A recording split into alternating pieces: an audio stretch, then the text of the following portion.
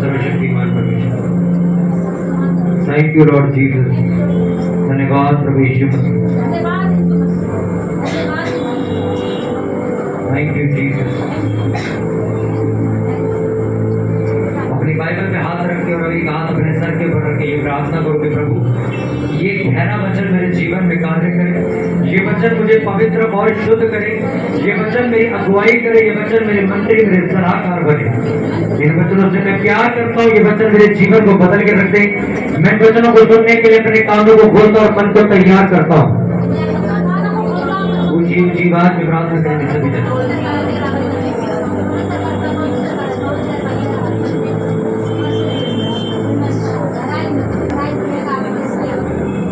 धन्यवाद पवित्र पवित्र सर्वशक्तिमान परमेश्वर।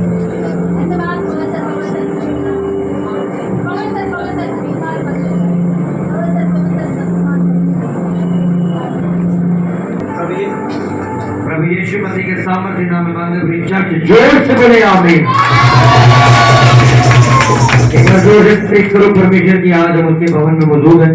जोर से तालियों के साथ तारीफ करेंगे, जितनी तेज आपकी तालियां हैं।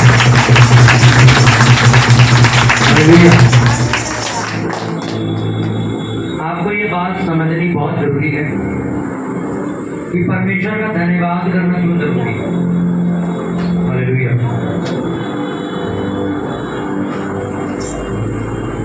दूसरा तीमुथियुस उसका 14 वचन पढ़ेंगे। नया नियम दूसरा तीमुथी तीसरा अध्याय उसका 14 वचन।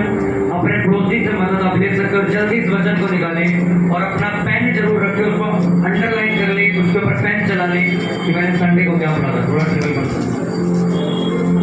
दूसरा तीमुथियुस 3 उसका 14 वचन पढ़िए।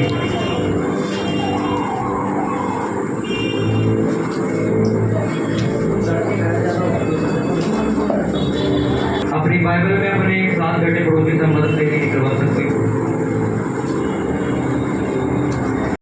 सभी लोग ध्यान से सुनेंगे। पर उन बातों पर जो तूने सीखकर विश्वास किया है, ये जानकर दृढ़ बना रहे कि तूने उन्हें किन लोगों से सीखा है और बचपन से पवित्र शास्त्र तेरा जाना हुआ है, जो तुझे मसीह पर विश्वास करने से उद्धार प्राप्त करने के लिए बुद्धिमान बना सकता है। संपूर्ण पवित्र शास्त्र परमेश्वर की प्रेरणा से रचा गया है और उपदेश और समझाने और सुधारने और धार्मिकता की शिक्षा के लिए लाभदायक है, ताकि परमेश्वर का जन सिद्ध बने और हर एक भले काम के लिए तत्पर हो जाए। सब बोलो आमीन। जोर से बोलो आमीन। कितने लोग चाहते हैं कि आपकी आत्मिक उन्नति हो, आपकी शरीर की उन्नति हो चाहे ना हो, फर्क नहीं पड़ता, और अगर आपकी आत्मा की उन्नति नहीं हुई तो ऐसी बहुत सारी चीजें हैं जो स्वर्ग से आपको मिलनी है, आप गवा दोगे। ये बाइबल में लिखा परमेश्वर आत्मा है और वह आत्मिक लोगों से बात करता है और आत्मिक जगहों पर रहता है और आत्मिक मनुष्य को आजीवित करता है। शारीरिक जगहों पे, शारीरिक लोगों में, शारीरिक विचारधारा में उसका कोई काम नहीं, वहां पर होता ही नहीं, वहां पर सिर्फ बातें होती है। हालेलुया। अपने पड़ोसी को देख के बोलो, ध्यान से सुन, सुनने से विश्वास पैदा होता है। बोलो अपने आगे पीछे पड़ोसी को बोलो, ध्यान से सुन, सुनने से ही विश्वास पैदा होगा। हालेलुया। अपनी बाइबल को बंद करो, ध्यान से सुनना।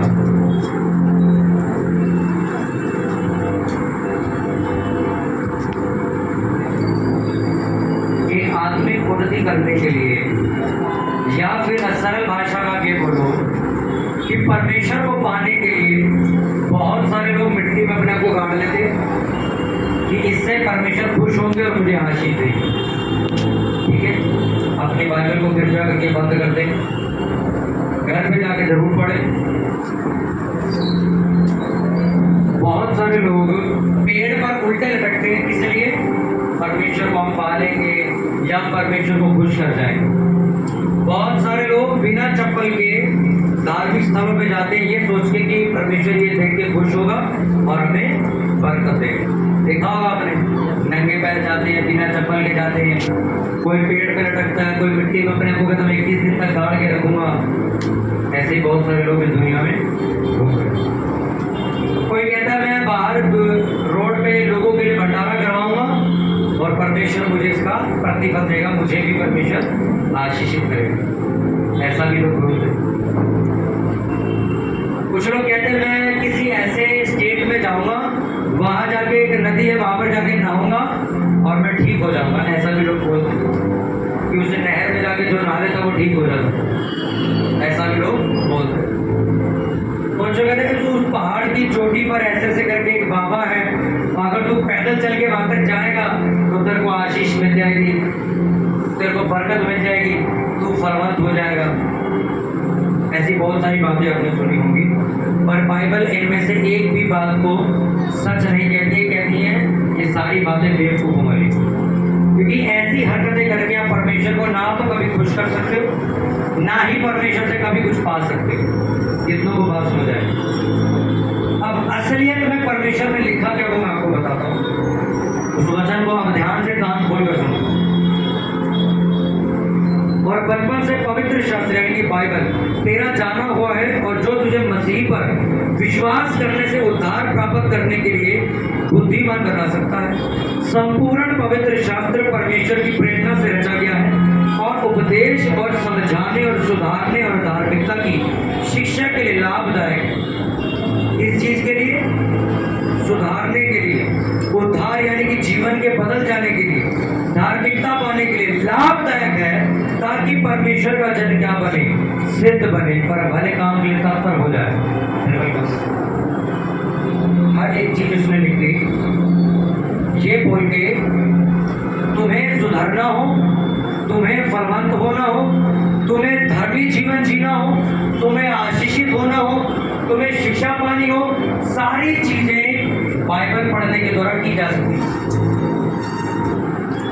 पहला ग्रंथियों में बात लिखी, उसने कहा कलीसिया की उन्नति कैसे होती है? वो कहता भविष्यवाणी करने से।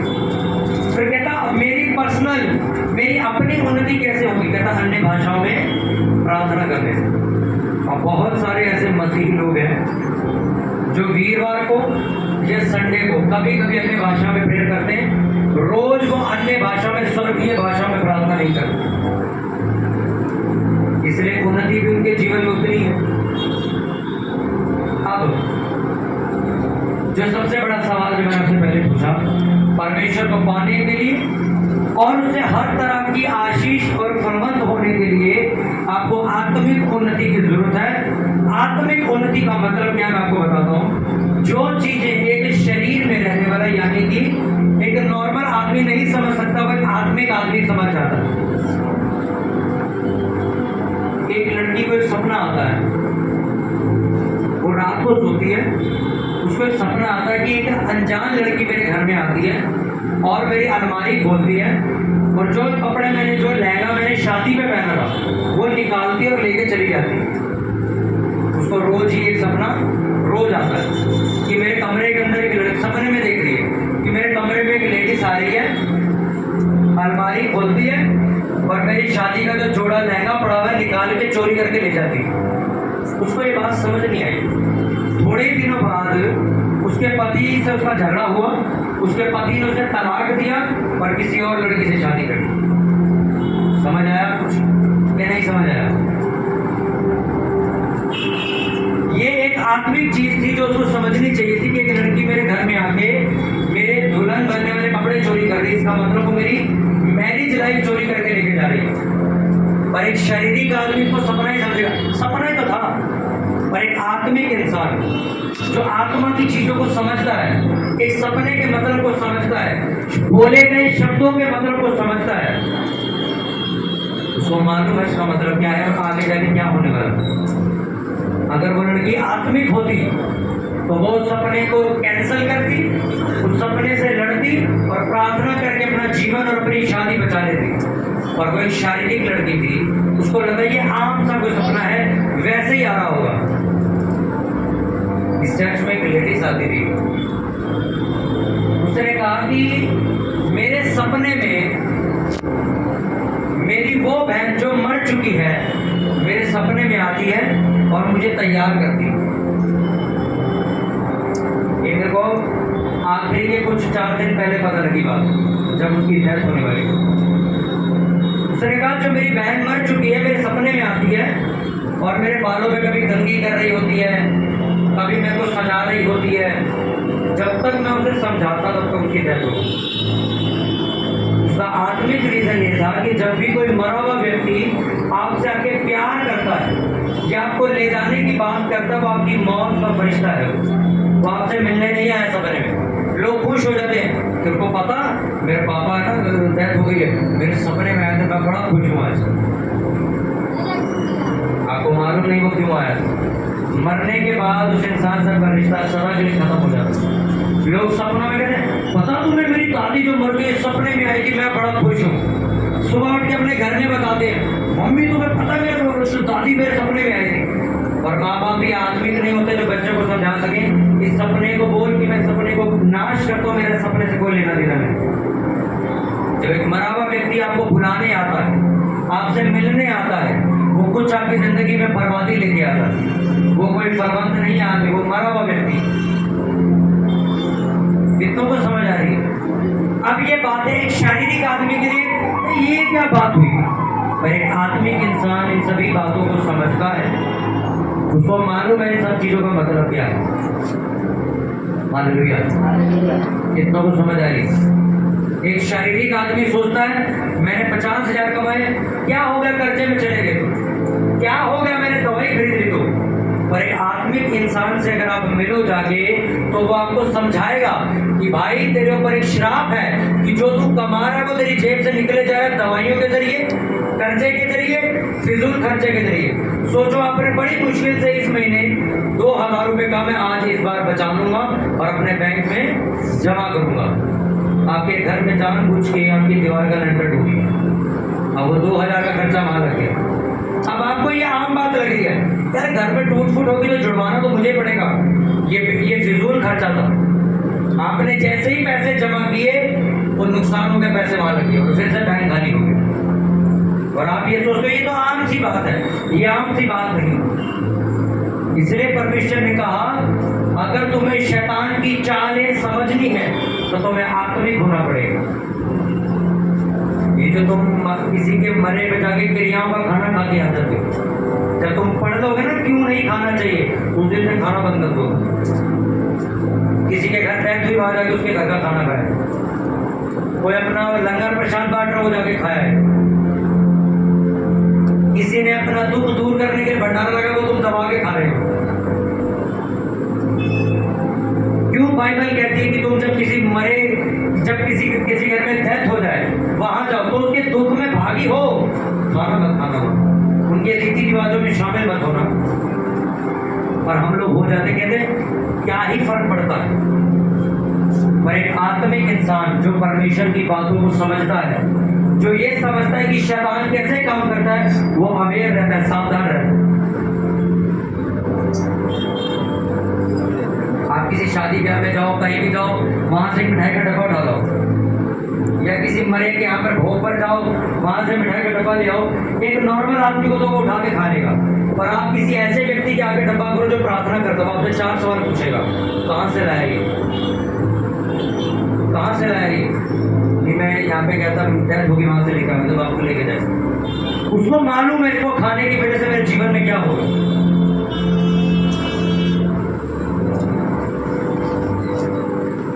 इसको को बात समझ आ रही है? अब बताओ आपको आत्मिकता में बढ़ना जरूरी है कि नहीं? अगर आप आत्मिक उन्नति नहीं करोगे आप कभी भी शैतान को समझ नहीं पाओगे कि मेरे घर को किस तरीके से बर्बाद करना। आत्मिक इंसान आगे आने वाले 2 साल की बातों को जानता है, उसको मालूम है आज मैंने अपने बच्चे को छोटी गाली देने से नहीं रोका, ये जो माँ बहन की गालियां शुरू करेगा मैं रोक नहीं पाएंगे इसको, फिर हम रोक नहीं पाएंगे। आपको आत्मिक होना जरूरी है। टीवी सीरियल लोग देखते हैं, आपको चेक करना है। आपके बच्चे मोबाइल में कौन सी कार्टून देख रहे हैं, आपको चेक करना है। आपके बच्चे कौन सा सीरियल देख रहे हैं, आपको ये भी चेक करना है। अगर आप आत्मिक इंसान हो तो, अगर आपका बच्चा नागिन सीरियल देख रहा है टीवी में, तो आपको रैप्टा मार उसको सुधारना है। सोचो आप कितनी शान, मेरा बच्चा घर ही रहता है, नागिन सीरियल देखता है। अपने बेटे को सीरियल दिखाओ, 2 दिन दिखाओ, 4 दिन दिखाओ, 8 दिन दिखाओ, 9वें दिन उसको बिठाओ और पूछो क्या सीखा तुमने, पूछो से क्या सीखा, कुछ भी नहीं सीखा। बच्चा रोने लग जाता, आप फोन उसके हाथ में थमा देते हो। ये आत्मिक इंसान की निशानी नहीं। आपको मालूम, हम जवानी में आके फोन छोड़ने की कोशिश करते हैं कि फोन छोड़ देंगे किधर, ये जिंदगी बर्बाद कर देगा, ये टाइम वेस्ट कर देगा, सिर्फ प्रचार करने के लिए इस्तेमाल कर रहे हैं उसको, चर्च के काम करने के लिए। आपका बच्चा 5 साल का वो फोन चला रहा है, सोचो उसकी हालत क्या होगी जब वो 15 साल का होगा। जब हम 5 साल के तब फोन आया ही नहीं। आप लोग जब छोटे थे, हम जब छोटे थे तब आए थे फोन, आज से 24 साल का, आज से तुम 20 साल पीछे जब फोन लॉन्च हुए थे क्या, तब फेसबुक थी, हम इसलिए सही चल के आगे। सोचो आज का 5 साल का बच्चा फेसबुक चला रहा है, वो जब 15 साल का होगा तो क्या हालत होगी। आप अगर एक आत्मिक इंसान हो, आपको समझना होगा मेरे परिवार में क्या चल रहा है। आपका हस्बैंड कहता है मैं पूरी बोतल शराब की नहीं पीता हूँ, 1 गिलास पीता हूँ सिर्फ, और आप कहते हो चलो अच्छी बात है, दूसरों के तो पूरी बोतल पीते हैं, हमारे वाला तो 1 ही गिलास पीता है सिर्फ, चलो हमारा तो बढ़िया है।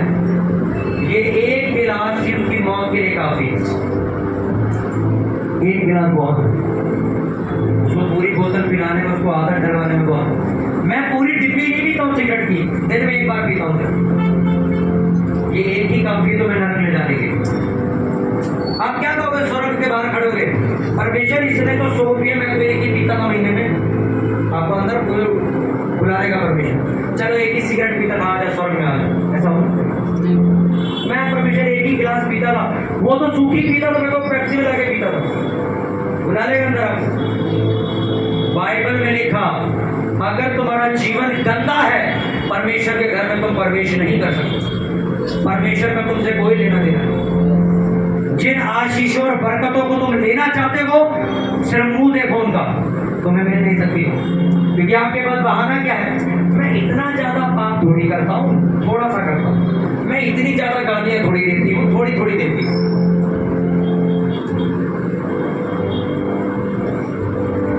आपको आत्मिक उन्नति चाहिए, आपके अंदर आत्मा होती है,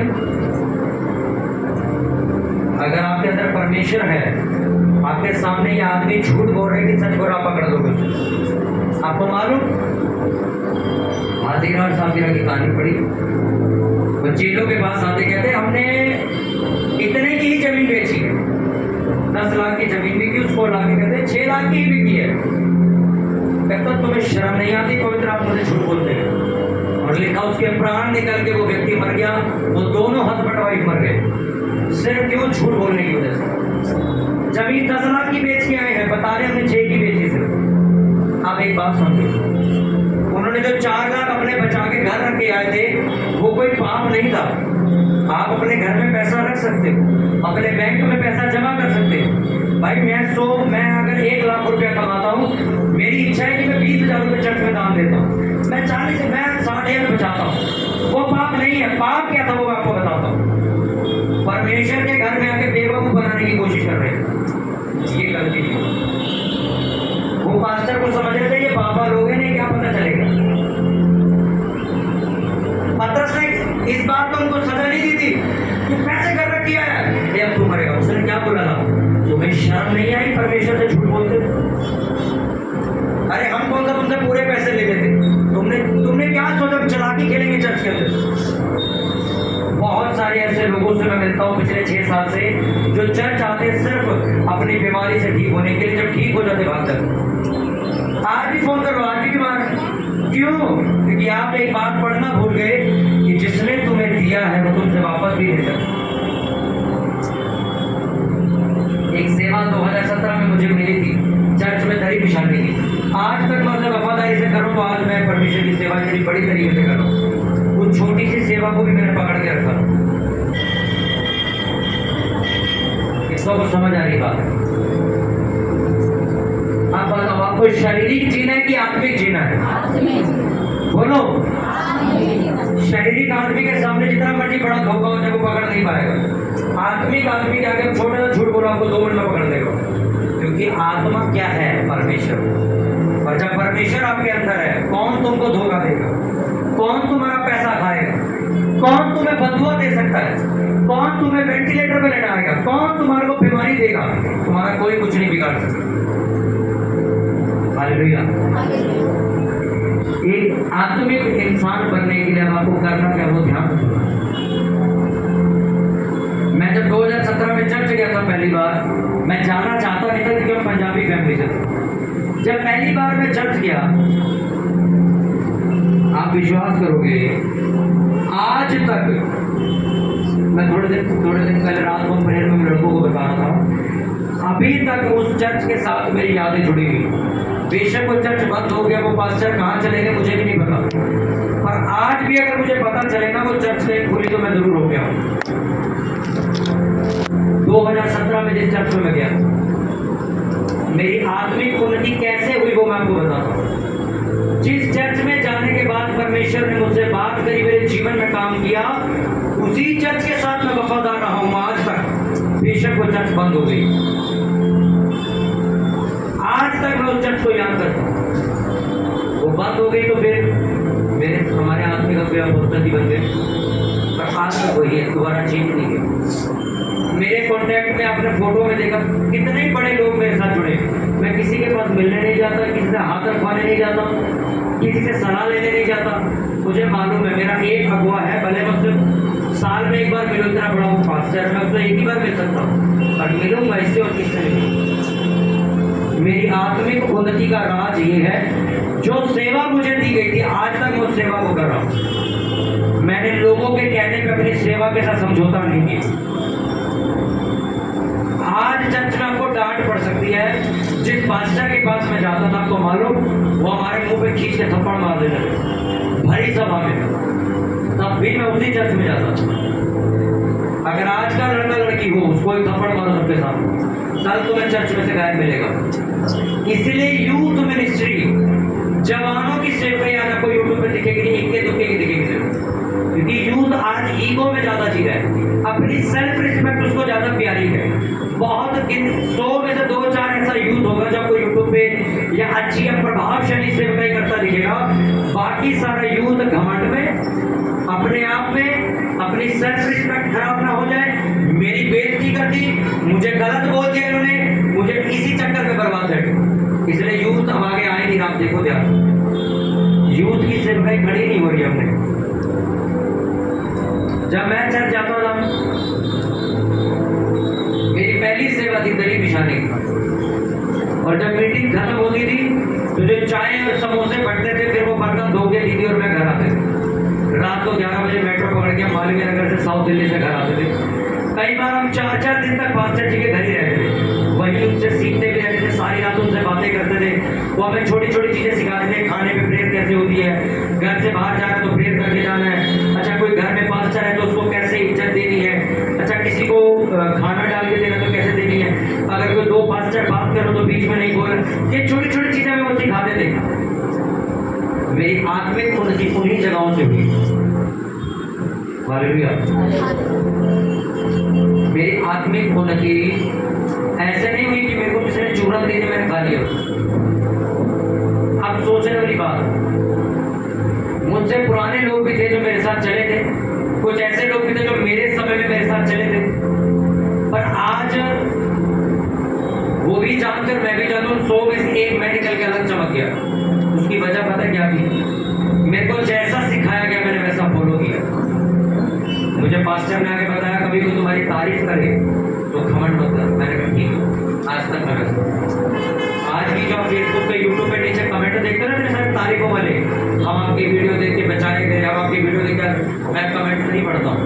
मुझे मालूम है कमेंट पढ़ने की वजह से मेरे अंदर अहंकार आ जाएगा। मैं नहीं पढ़ता हूँ कमेंट को, बहुत कम पढ़ता हूँ। किसी की प्रेयर रिक्वेस्ट जो कुछ नंबर देना तो पढ़ता हूँ बस। मेरी आत्मिक तीसरा राज, मैं किसी के कहने से प्रेयर नहीं करता हूँ, अपने मन से प्रेयर करता हूँ। मेरे घर में मेरी मम्मी मेरे को नहीं बोलती प्रेयर करने के लिए, अरे उठ जा प्रेयर कर ले, उठ जा बाइबल पढ़ ले, नहीं, मैं अपने मन से, मुझे मालूम है मुझे इतने बजे बैठना है और सुबह तक मुझे प्रेयर करना, मुझे खुद मालूम है, मुझे मालूम है मुझे इतने घंटे बाइबल पढ़नी है, मुझे इतने घंटे अपनी भाषाओं में प्रेयर करनी है, मुझे हफ्ते में इतने दिन उपवास करना है, मुझे अपने पास्टर के लिए प्रेयर करनी है, मुझे इतना पैसा बोना है, मुझे अपनी कमाई बैंक में सड़ानी नहीं, मुझे परमेश्वर के कामों के लिए पैसा बोना है। मैं अपने मन से ही काम कर रहा हूँ, मेरे को किसी ने बोला नहीं है बात, मेरे को सिखाया गया था कि अगर ऐसा करोगे तो ये होगा, और तब से मैं आज तक कर रहा हूँ। मेरे पापा आके मुझे नहीं बोलते, मेरी मम्मी आके मुझे नहीं बोलती है, मेरे पास्टर मुझे फोन करके नहीं बोलते प्रेयर करिए आज रात को, तुम्हें याद से प्रेयर कर ले। पर आज के यूथ को, आज के जवान लड़के लड़कियों को फोन करके आप बोलो भाई आ जा यार, सेवा पे चलना है, अरे सिस्टर आ जाओ मीटिंग पे चलना है, नहीं मैं थकी हुई हूँ, नहीं मुझे खाना बनाना है, नहीं मुझे घर पे ये काम है। इसलिए आप नोटिस करो उनकी आत्मिक उन्नति उसी रफ्तार से चल रही है। हालेलुया। अपने पड़ोसी को ध्यान से सुनने से विश्वास, हालेलुया। मेरी आत्मिक उन्नति के कुछ कारण हैं जो मैं आज आपको बता रहा हूँ। पौलुस की आत्मिक उन्नति कैसे हुई इतनी ज्यादा? वो तो कत्ल करके लोगों को जिंदा जला देता था। ऐसे कैसे हो गया कि ये इतना बड़ा प्रचारक बन गया, यीशु मसीह का इतना बड़ा दास बन गया कि बाइबल का 1/4 हिस्सा पौलुस ने लिखा है। सबसे ज्यादा चर्चा उसने बनाई। क्यों? वो कहता है मैं सबसे ज्यादा अन्य भाषा में प्रार्थना करता हूँ।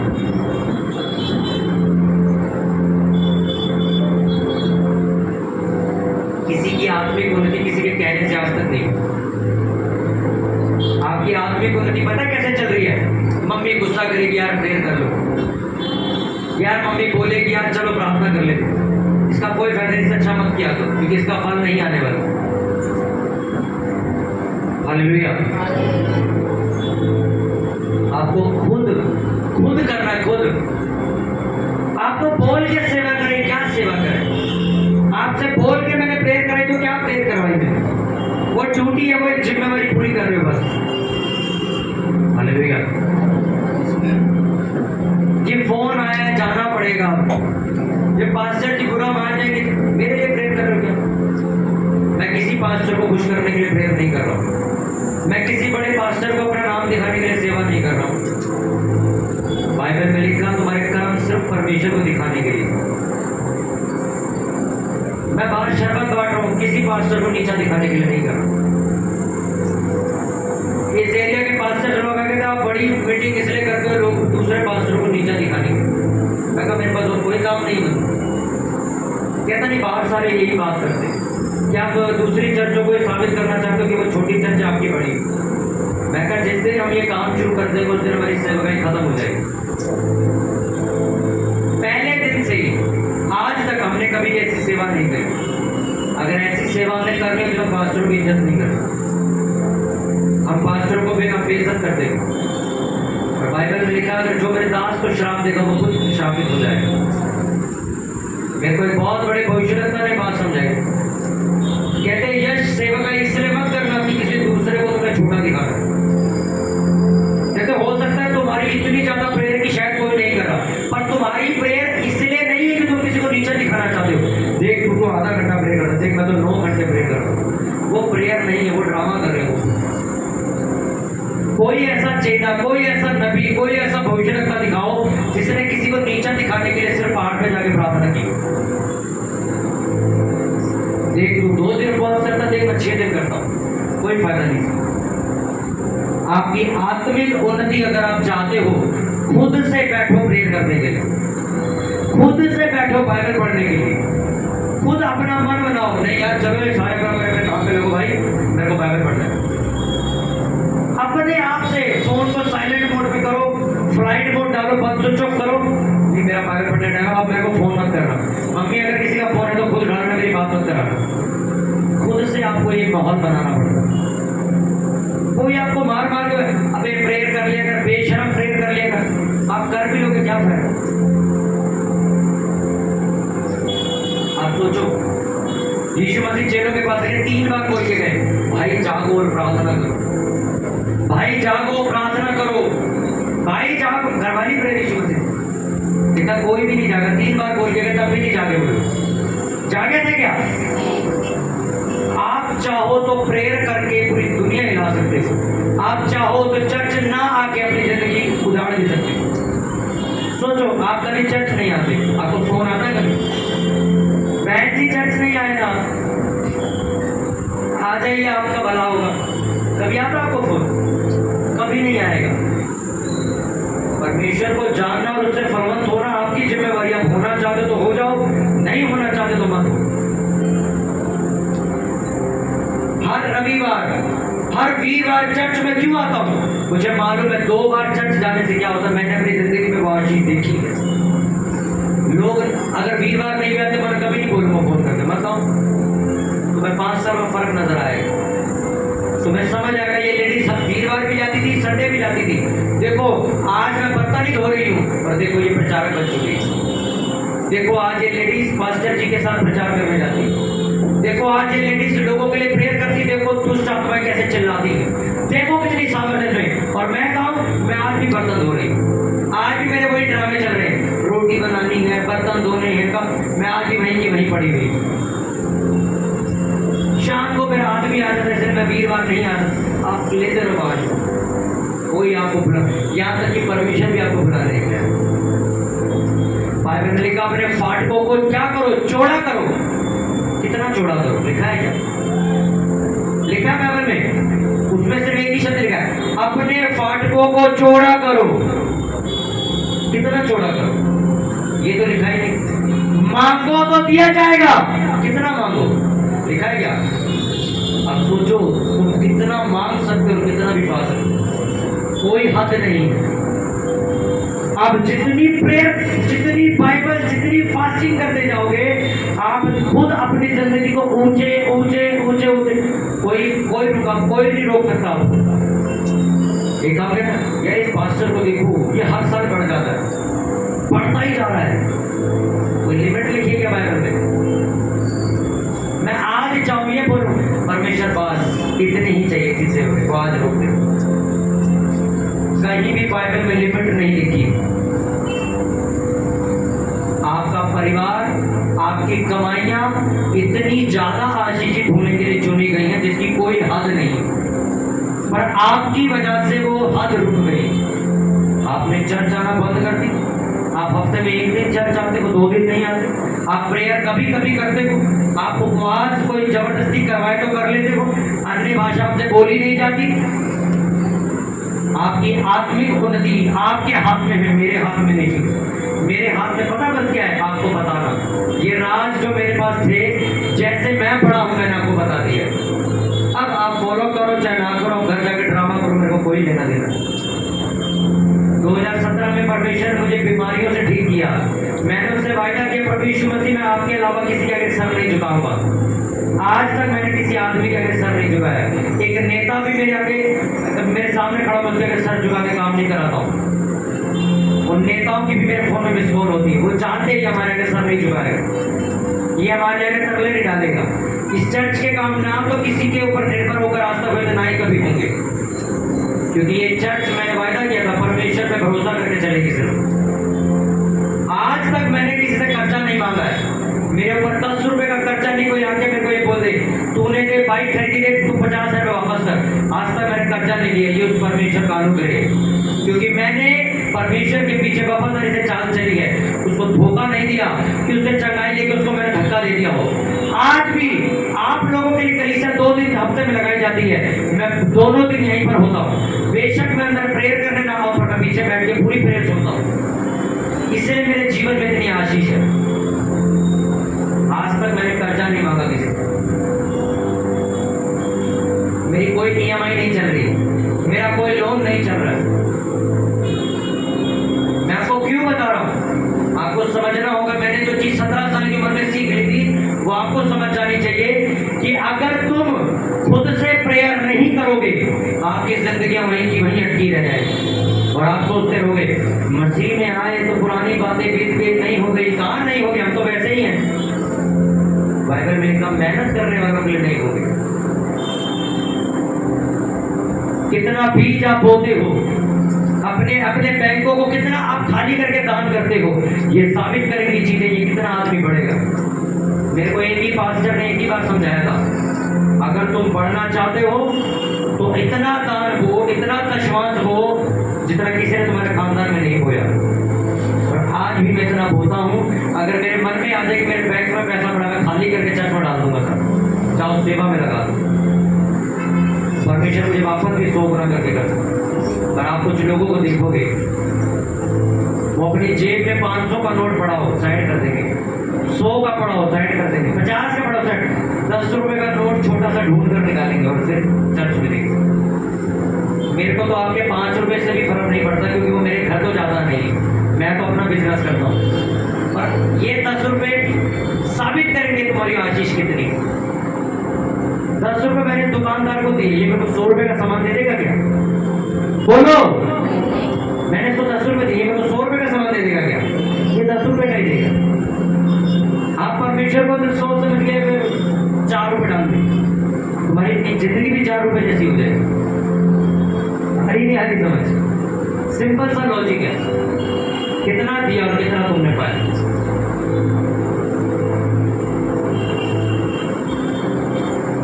अभी सोचो चर्च में अपने शरबत के लिए अनाउंसमेंट की थी कि नहीं की थी कि चर्च में बाहर रोड पे शरबत बांटा जाएगा, की थी कि नहीं की थी? चर्च के पास इतने पैसे हैं कि मैं 20 ड्रम लगा के बांट सकता हूँ अभी भी। अगर आज बोल दो 20 ड्रम, एक ड्रम 2000 का बढ़ता है, कम से कम 2000 का खर्चा आता है, एक ड्रम का अगर शरबत बांट दो, 20 ड्रम बांट दूंगा तो कोई फर्क नहीं। पर मैंने क्यों बोला कि तुम लोग आशीषित हो सको, तुम बोलना शुरू करो। चर्च ने, टोटल चर्च ने 150 रुपए बोए, सोचो पूरी चर्च ने मिला के 150 रुपए बोए, और ये चर्च बातें करती है हम आशीषित को नहीं हो रहे। अरे मैं तो ये कहता हूँ, अगर 100 रुपए अगर मैं भी अपनी जेब से दे दूँ तो 20 रुपए 2000 पूरे कर देंगे। इसका मतलब सोचो, यानी कि 5 रुपए दिए होंगे किसी तो 5 रुपए कमाते।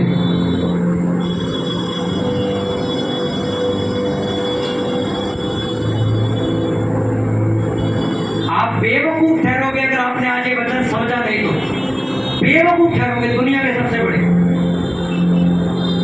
जैसा तू बोएगा वैसा तू, मैंने बोया क्या? 5 रुपए, अब काटूंगा क्या? 5 रुपए। यार ये क्यों इतना आगे बढ़ता जा रहा हूं मैं, यार भिखारी क्यों बनता जा रहा हूं? याद करो बोया क्या था? 5 रुपए। किसी भी व्यक्ति को बोने से ज्यादा जितना उसने बोया है, परमेश्वर के 6 रुपए दे देगा तुझे। आपको शर्म आ रही सुन के बात?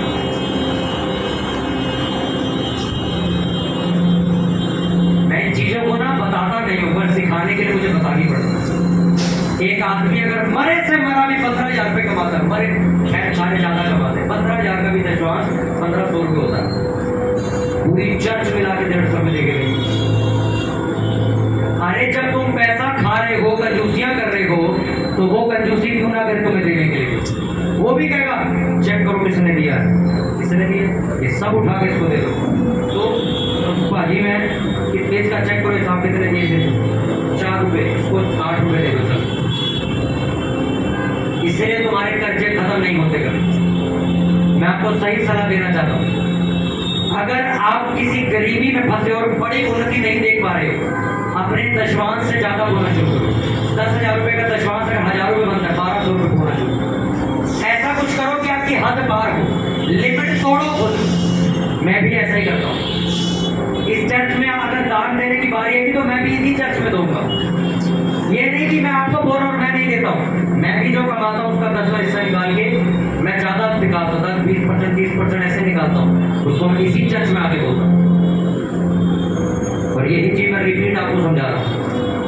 आप तो हिसाब लगा लो तुमने बोया क्या, तुम्हारी आत्मिक उन्नति, तुम कितने फलवंत होगे, तुम कितने आशीषित होगे, ये तुम पे निर्भर करता है, किसी पर नहीं। तुम्हारी प्रेयर साबित करेगी, तुमने कितना बोया ये साबित करेगा, तुम्हारा बच्चों का अध्यात्म बाइबल कितनी देर पढ़ते हो ये साबित करेगा, तुम चर्च संगति कितनी बार आते हो ये साबित करेगा।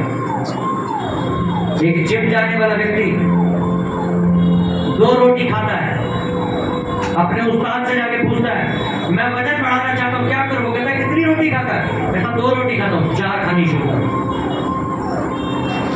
सीधी सी बात, कितने गिलास दूध पीता है, 1 ही गिलास पिलाओ, 2 टाइम गिलास दूध पीना शुरू कर। बादाम कितने खाता है, 2-4 खाता हूँ, मुट्ठी भर के खाना शुरू कर। घी कितना खाता है, 1 चम्मच, 2 चम्मच डाल के खाया कर, वजन बढ़ जाएगा। यही चीज मैं आपको कहना चाहता हूँ, तुम लिमिट से ज्यादा फलवंत होना चाहते हो, प्रेयर ज्यादा करो, बाइबल ज्यादा पढ़ा करो, फास्टिंग 2 दिन करते हो, 3 दिन किया करो, कमाई का 10वां हिस्सा देते हो, 20% देना शुरू करो। क्यों तुम्हारा वजन नहीं बढ़ेगा, क्यों तुम्हारे परिवार बंधनों से नहीं निकलेंगे, क्यों तुम्हारी बीमारियां फिर खत्म नहीं होगी। ना हो तो आप केस करो, पर ऐसा आज तक 100, 140, 800 करोड़ लोगों ने आज तक ऐसा हुआ नहीं। बाइबल में लिखा जिसने मांगा उसने पाया है। अगर आज आप डबल मेहनत करने के लिए तैयार हो तो अपने हाथों को उठाओ और एक मेरे साथ प्रार्थना करो ऊंची बात कि परमेश्वर आज से तेरे वचन में लिखा कि जितनी तू मेहनत करेगा उतना मैं तुझे फल दूंगा। परमेश्वर मैं आज अपनी मेहनत याद करता हूँ, मैंने जितनी मेहनत की थी परमेश्वर उसका 2 गुना बढ़ा के मैं मेहनत करनी शुरू करूंगा। अपनी आंखें बंद करो और ये प्रेयर करो, अपने मन से करो, जो आपको प्रेयर करनी आती उसी प्रेयर उसी भाषा में करो।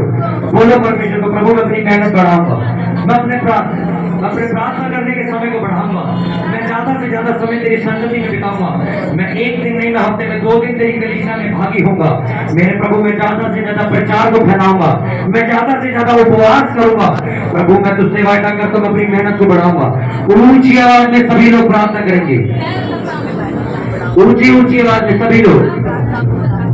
मैंने अभी आपको समझाया कि आपको प्रेयर करनी होगी, मैं अपनी प्रेयर करूंगा, आप अपनी प्रेयर करोगे।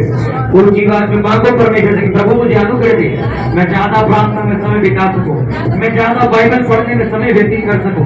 बोलो परमेश्वर मैं ज्यादा समय तेरी संगति में बिता सकूं, मैं ज्यादा से ज्यादा अपनी कमाइयों को तेरे राज्य के लिए बोल सकूं। ऊंची आवाज में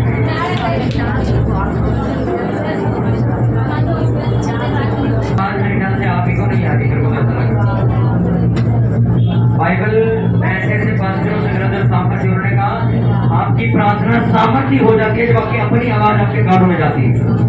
परमेश्वर से दया और अनुग्रह मांगो अपने जीवन में। प्रभु मुझे आलसी होने से बचा, जो आलस मुझे प्रेयर करने से रोक रहा है, मुझे बोलने से कंजूस बना रहा है, प्रभु मेरे जीवन से शैतान जाए।